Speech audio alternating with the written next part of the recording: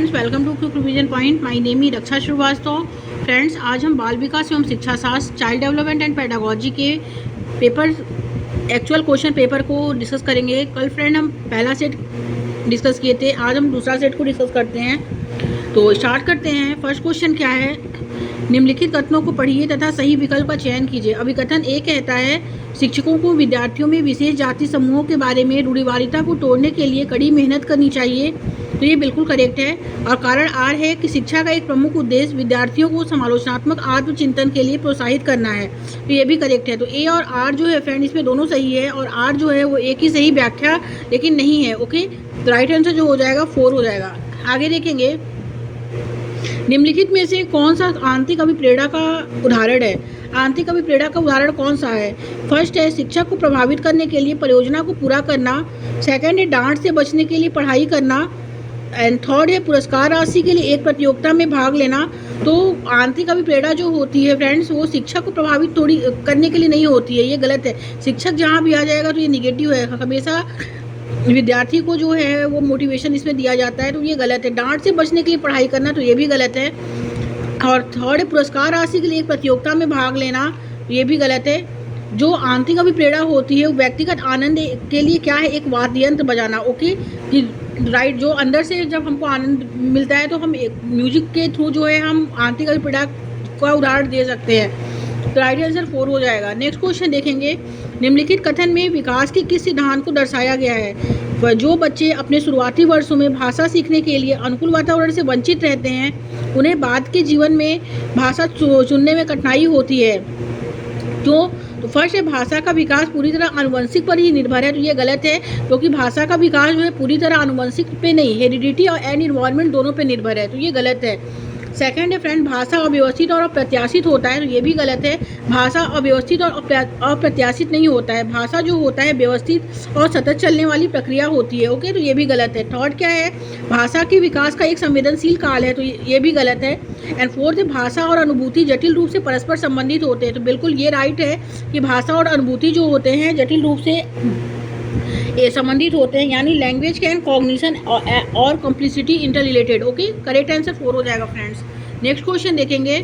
Next question है, अधिगम के समान सिद्धांत बताते हैं कि विद्यार्थी बेहतर रूप से सीखते हैं यदि शिक्षक फर्स्ट है पहले और हाड़ा को उसके प्रतीकात्मक रूप में प्रस्तुत करे, फिर उसके भौतिक रूप पर आए। सेकंड है पहले और हाड़ा का संपूर्ण रूप से परिचय दे और फिर उसकी बारीकियों पर आए। थर्ड है पहले तर्क के कारण के संदर्भ में अवधारणाओं पर चर्चा करे और फिर विचारों को सत्यापित करने का अवसर दे।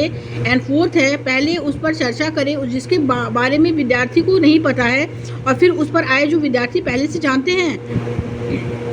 तो अधिगम में समान सिद्धांत जो है इंग्लिश में देखते हैं। General principles of learner suggest that student learn better if a teacher first introduce the concept in its symbolic form and then move to its physical form. Second, first introduces the concept overall and then moves on to intricacies of it. Third है first discuss the concept in terms of logic and reason and they grants opportunity to verify the idea.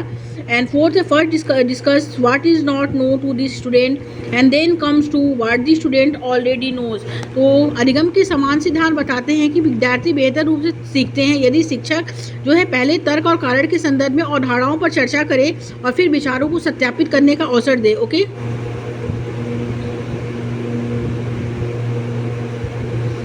Third option correct हो जाएगा। आगे देखेंगे friend, एक शिक्षिका अपने विद्यार्थी को अधिसंज्ञानात्मक कौशल विकसित करने में मदद करना चाहती है। निम्नलिखित में से कौन सी रणनीति सबसे प्रभावी होगी? तो फर्स्ट है फ्रेंड कि विद्यार्थी को अभिप्रेरित करने के लिए लगातार ग्रेड और प्रतिपुष्टि प्रदान करना। सेकंड है विद्यार्थी को याद करने के लिए पाठ सौंपना, उनमें पाठ्य पुस्तक से जानकारी दोहराने के लिए प्रोत्साहित करना। एंड थर्ड है विद्यार्थी को सभी सीखने के कार्यों के लिए विस्तृत और निर्देशात्मक निर्देश प्रदान करना। विद्यार्थी को प्रोत्साहित करना कि वे स्वयं अपने अधिगम पर चिंतन करें और अपनी प्रगति का मूल्यांकन करें। तो राइट आंसर ये हो जाएगा फ्रेंड। ओके, 4, क्योंकि विद्यार्थियों को अभी प्रेरित करने के लिए लगातार ग्रेड और प्रतिपुष्टि जो हमेशा नहीं, ये गलत है। और पाठ्य पुस्तक जो है निगेटिव है, ये भी गलत है। विस्तृत निर्देश प्रदान करना, ये भी गलत है। विद्यार्थी को प्रोत्साहित करना कि वे स्वयं अपने अधिगम पर चिंतन करें और अपनी प्रगति का मूल्यांकन करें। ओके, राइट आंसर 4 हो जाएगा। ये एक्चुअल क्वेश्चन पेपर है। ओके, नेक्स्ट क्वेश्चन देखेंगे। निम्नलिखित कथनों को पढ़िए तथा सही विकल्प का चयन कीजिए। अभिकथन ए कहता है फ्रेंड्स, शिक्षकों को संकल्पना को मजबूत करने के लिए विद्यार्थियों को अपने स्वयं के संकल्पना के उदाहरण और गैर उदाहरण की पहचान करने के लिए कहना चाहिए, क्योंकि उदाहरणों के बारे में सोचने से संकल्पना को मजबूत किया जाता है, जबकि गैर उदाहरण विद्यार्थियों को भ्रमित करते हैं। तो ये करेक्ट है, इसमें दोनों राइट है। ओके, तो राइट, लेकिन ए और आर जो दोनों सही है, लेकिन आर जो एक ही सही व्याख्या नहीं करता है। तो राइट आंसर जो है 4 हो जाएगा।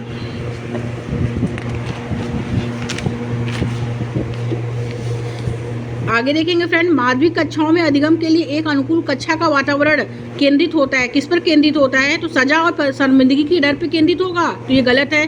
प्रतिस्पर्धी लोकाचार पे, ये भी गलत है। अनुबंधन और पूर्णबलन पे, ये भी गलत है। माध्यमिक कक्षाओं में अधिगम के लिए जो होता है एक अनुकूल कक्षा का वातावरण जो केंद्रित होता है वो सहकारी अधिगम पर केंद्रित होता है, यानी कोऑपरेटिव लर्निंग पे जो होता है केंद्रित होता है। ओके, राइट आंसर 4 हो जाएगा।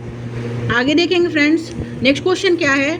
जटिल समस्याओं से जूझ रहे अमन के समस्या समाधान कौशल विकसित करने में एक शिक्षक किस प्रकार मदद कर सकता है? तो फर्स्ट है उसे मंथन करने और विचार उत्पन्न करने के लिए प्रोत्साहित करके। सेकंड है उसे प्रयोग करके और जोखिम लेने से हतोत्साहित करके, तो ये तो गलत है। उसे उत्तर प्रदान करके, ये भी गलत है।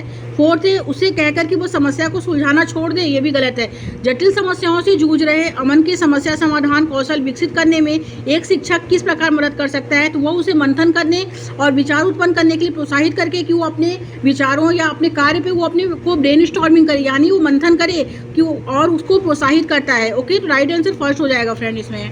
आगे देखेंगे, बोध आधारित शिक्षण का अंतर्निहित सिद्धांत यह विश्वास है कि क्या है? फर्स्ट है शिक्षार्थी की क्षमताएं और आवश्यक विविध हैं, जिन्हें मानक निर्देशों पर ध्यान केंद्रित किए बिना ही पूरा नहीं किया जा सकता।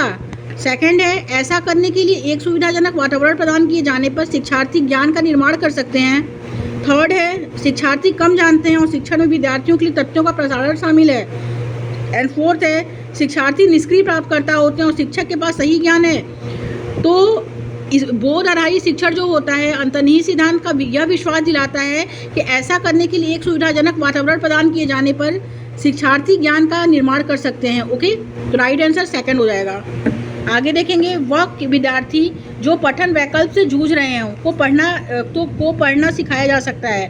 फर्स्ट है इसमें उन्हें कई विकर्षणों में अध्ययन करने के लिए प्रोत्साहित करके।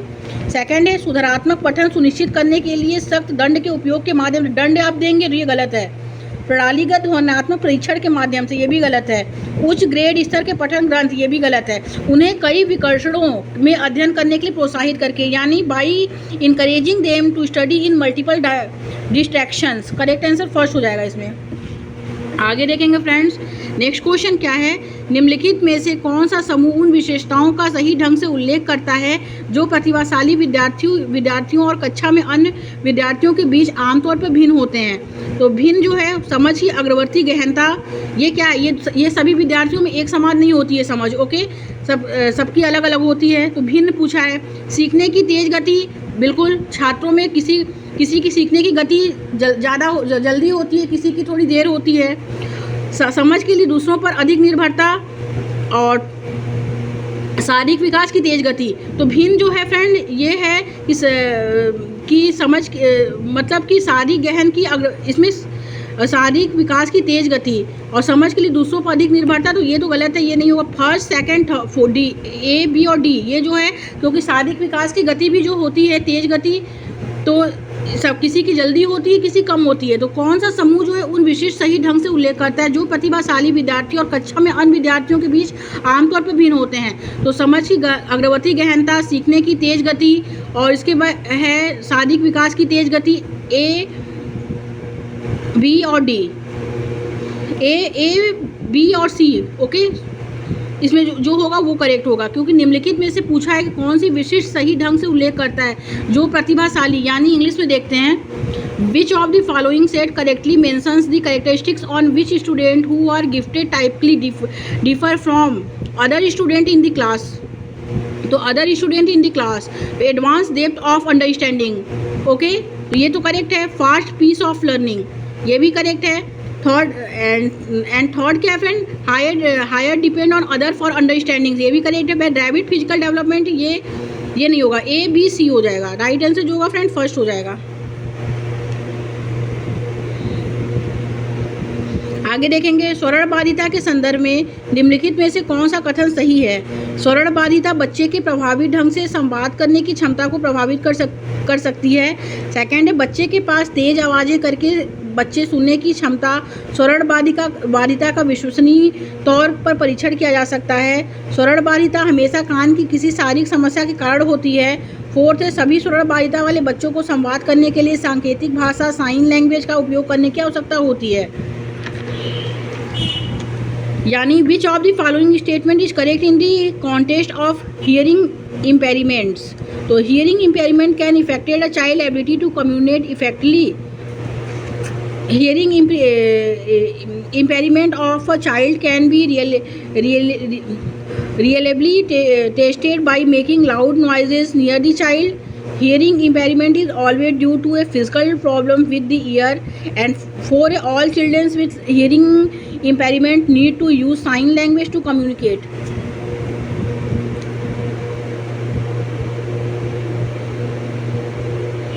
तो राइट आंसर इसमें सेकंड हो जाएगा फ्रेंड। ओके, आगे देखेंगे, समावेशन के संदर्भ में पाठचर्या सीखने की अपेक्षाएं समान हैं और जबकि वे भिन्न हैं। तो समावेशन के संदर्भ में पाठचर्या सीखने की अपेक्षाएं किस, मतलब in the context of inclusion curriculum learning expectation are the same in fill in the blanks, while in fill in the blanks they are different. Enrichment and acceleration and enrichment, accommodation and modification and accommodation। कुछ question ऐसे होते हैं friends कि English में पढ़ो तो ज़्यादा समझ में आ जाते हैं।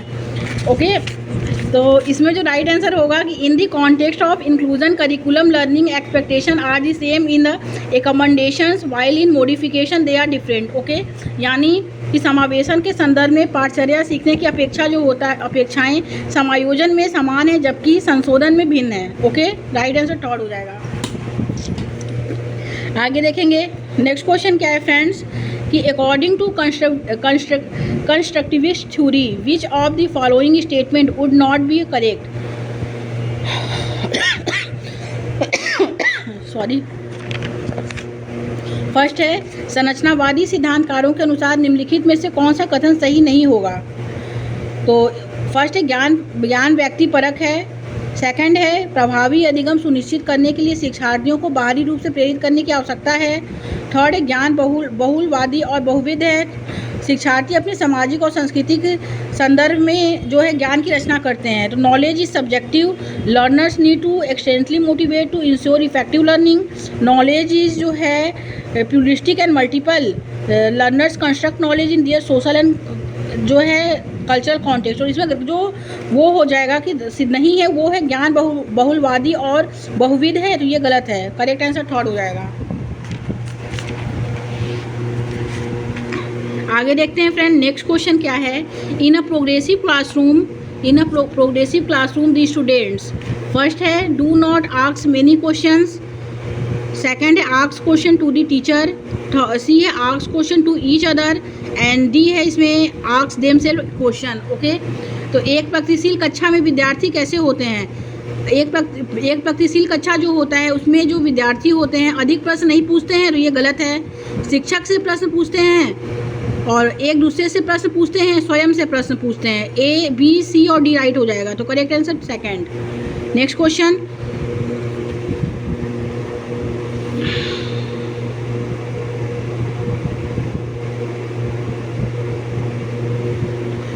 बुद्धि के संदर्भ में निम्नलिखित में से कौन सा दृष्टिकोण शिक्षार्थियों के बीच विविधता के सम्मानपूर्ण विचार का समर्थन करता है।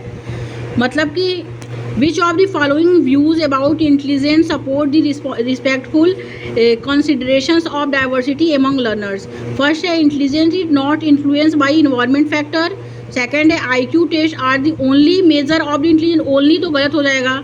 थर्ड है, intelligent in multiple dimensional and can change over time. और फोर्थ है, intelligent is not influenced by genetic factor. तो फ्रेंड्स, बुद्धि वातावरणीय कारकों से प्रभावित नहीं होती है, तो ये तो गलत है।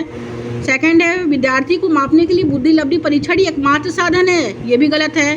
थर्ड है, बुद्धि जो होती है फ्रेंड बहुआयामी है, यानी मल्टी डायमेंशनल है और समय के साथ साथ बदलती रहती है। तो ये बिल्कुल करेक्ट है, क्योंकि हार्वर्ड गार्डनर जो हैं, जो जिनका बहुबुद्धि का मल्टीपल फैक्टर ऑफ थ्योरी है, उसमें उन्होंने जो इंटेलिजेंट को के 8 फैक्टर बताए हैं, तो उसमें उन्होंने यही बताया है कि बुद्धि जो होती है वो बहुआयामी है और जो समय समय के साथ बदलती रहती है। तो हर व्यक्ति में एक जैसी बुद्धि नहीं होती है। संगीतकार के पास दूसरी बुद्धि होती है, अगर आप खुद के लिए करते हैं तो उसके लिए दूसरी बुद्धि अंतर्वैयक्तिक बुद्धि होती है, दूसरों के लिए करते हैं तो अंतर्वैयक्तिक बुद्धि होती है।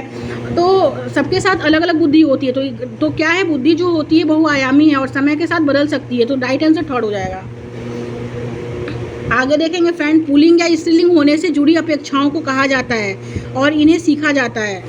तो ए है जेंडर भूमिकाएं कहा जाता है। तो पुल्लिंग और स्त्रीलिंग होने से जुड़ी अपेक्षाओं को जेंडर रूढ़िवादिता कहा जाता है और इन्हें केवल जो है एक पुल्लिंग और स्त्रीलिंग होने से जुड़ी समस्याओं को कहा जाता है और इन्हें सीखा जाता है। फर्स्ट है जेंडर भूमिका बाल्यावस्था की सभी अवस्थाओं से लेकर वयस्कता में भी।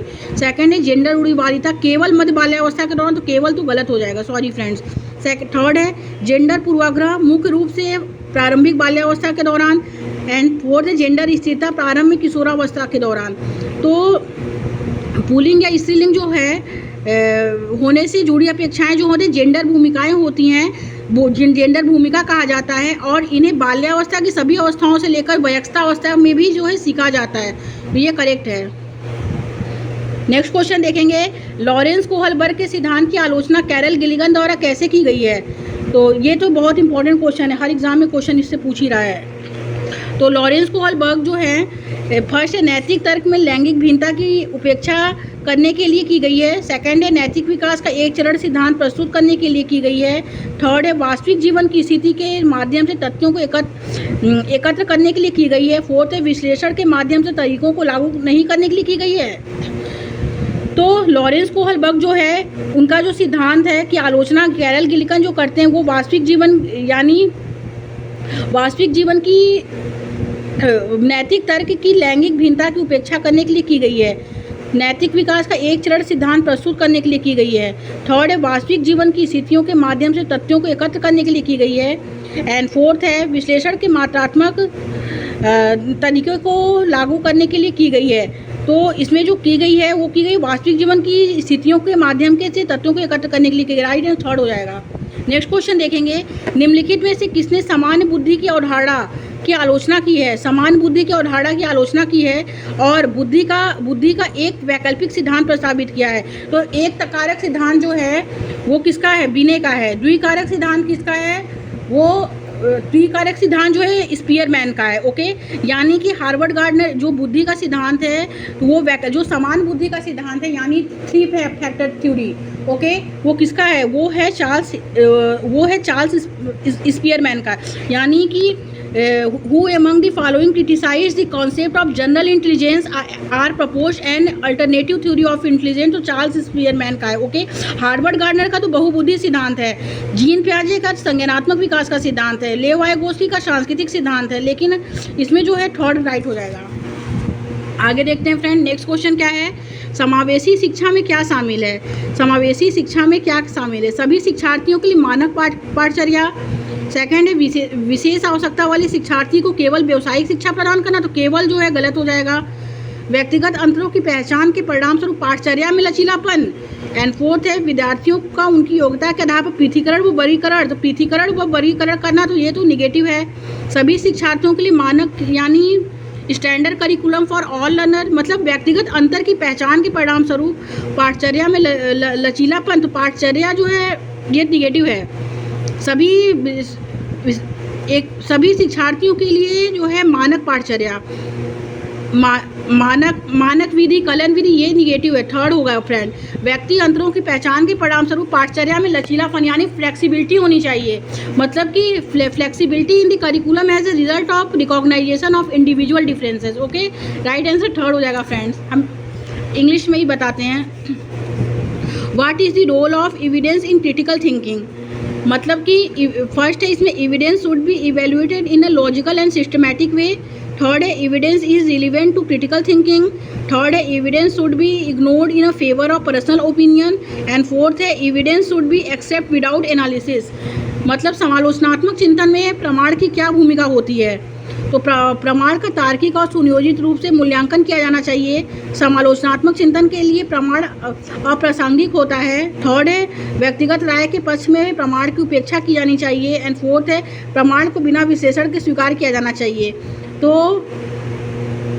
समालोचनात्मक चिंतन जो होता है वो तार्किक और सुनियोजित रूप से मूल्यांकन उसमें किया जो होता है, वो इसमें करेक्ट आंसर फर्स्ट हो जाएगा फ्रेंड। मतलब कि evidence should B evaluate in a logical and systematic way. Okay, next question देखेंगे फ्रेंड्स। निम्नलिखित में से कौन सा प्रश्न बच्चों के समालोचनात्मक और रचनात्मक चिंतन को बढ़ावा देता है? तो फर्स्ट है फ्रेंड, इसमें पानी के बचाव के लिए सबसे अच्छा तरीका कौन सा हो सकता है? आपके देश में कुल कितने राज्य और कितनी राजधानियां हैं? आपके देश का नाम व मानचित्र व इसकी भौगोलिक स्थिति क्या है? आपके शहर में पानी कहाँ से आता है? तो समालोचनात्मक और रचनात्मक चिंतन को जो बढ़ावा देगा वो ये है कि पानी के बचाव के लिए सबसे अच्छा तरीका कौन सा हो सकता है और क्यों।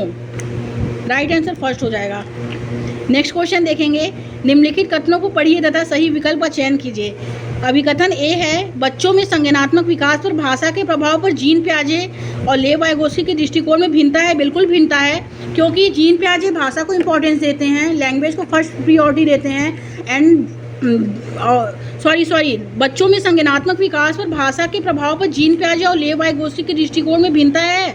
तो भिन्नता है यस, क्योंकि जीन पियाजे जो हैं वो डेवलपमेंट को पहले प्रियोरिटी देते हैं और लैंग्वेज को सेकंड प्रियोरिटी मानते हैं। ओके, लेकिन लेव वाइगोत्स्की जो हैं वो लैंग्वेज को फर्स्ट प्रियोरिटी देते हैं और भाषा को वो डेवलपमेंट को सेकंड प्रियोरिटी देते हैं। ओके, तो राइट आंसर ये राइट है। कारण आर क्या है? खोज अधिगम में शिक्षक औसत प्रदान करता है और विद्यार्थी स्वयं जानकारी प्राप्त करने के लिए उन्मुख होते हैं। बिल्कुल, ए और आर इसमें दोनों सही है फ्रेंड्स। ओके, और आर जो है, ए और आर इसमें दोनों सही है, लेकिन आर जो है वो ए की सही व्याख्या नहीं करता है। ओके, करेक्ट आंसर 4 हो जाएगा।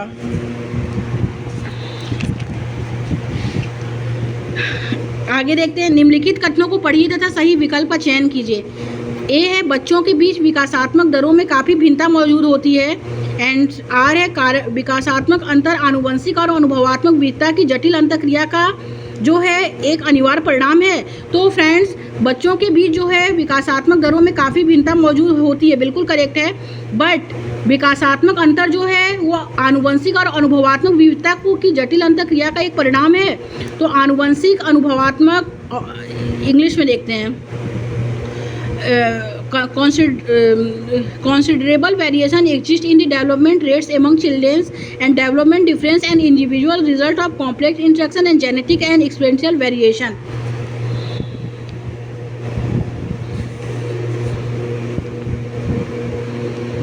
ए और आर इसमें दोनों सही है और आर जो है वो ए की सही व्याख्या भी करता है। ओके, राइट आंसर थर्ड हो जाएगा फ्रेंड्स।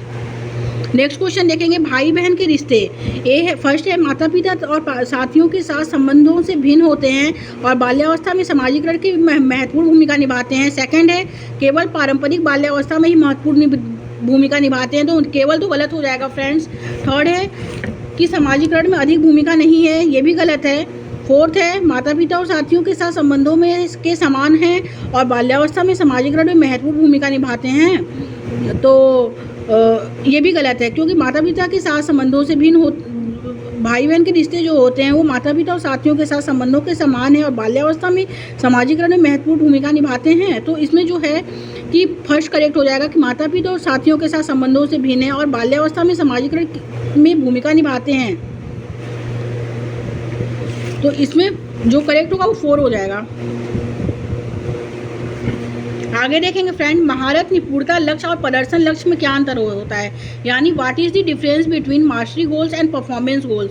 फर्स्ट है इसमें, mastery goals are focus on avoiding failure while performance goals are focus on gaining approval and recognition from other.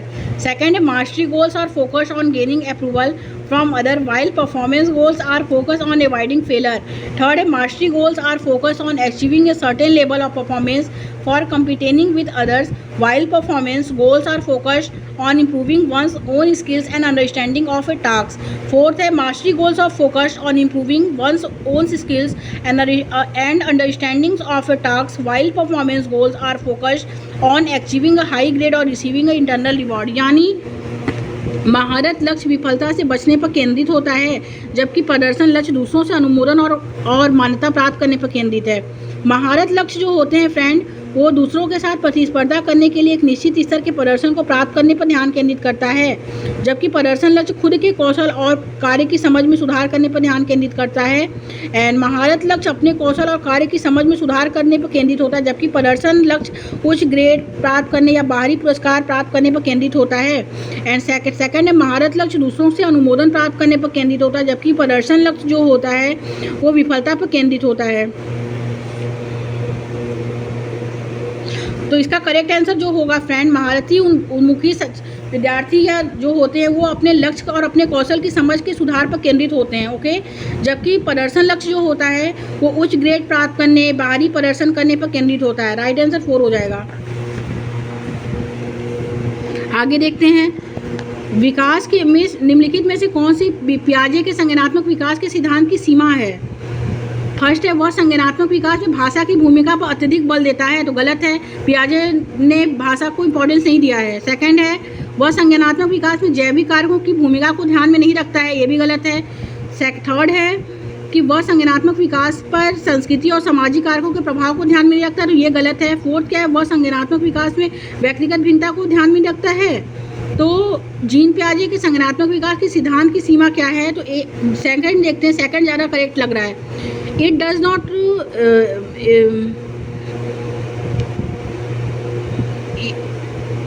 not account for the role of biological factor in cognitive development. तो संज्ञानात्मक विकास में जैविक कारकों की भूमिका को ध्यान में नहीं रखता है, दिया है इसमें।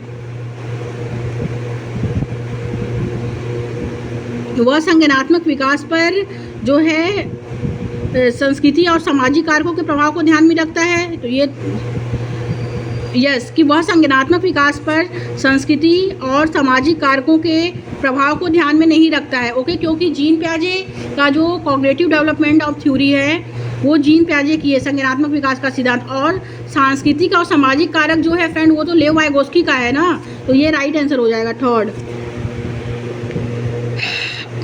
नेक्स्ट क्वेश्चन देखेंगे, पियाजे के अनुसार गुणात्मक रूप से 4 विभिन्न अवस्थाएं क्या हैं? फर्स्ट है, इसमें दुनिया की विभिन्न संस्कृति में व्यापक रूप से भिन्न होती है। सेकंड है, बच्चों की जेनेटिक कोड पर निर्भर होती है। थर्ड है फ्रेंड इसमें कि बच्चों के विकास के सार्वभौमिक पैटर्न के प्रतिनिधित्व करती है। फोर्थ है, उदाहरण देकर समझाती है कि बच्चों का मन लघु वयस्क मन होता है, तो उदाहरण देकर समझाती है कि बच्चों का मन जो होता है लघु वयस्क मन होता है, ओके। तो क्योंकि इन्होंने अपने स्टेजेज में चार पार्ट में जो स्टेज अपने डिवाइड किए हैं। फर्स्ट है जो है सेंसरी मोटर स्टेज है, जिसे संवेदी गामक अवस्था कहते हैं, जो 0 से 2 वर्ष होती है। सेकंड है प्री ऑपरेशनल स्टेज, जिसे पूर्व संक्रियात्मक अवस्था कहते हैं, जो 2 से 7 वर्ष तक होती है।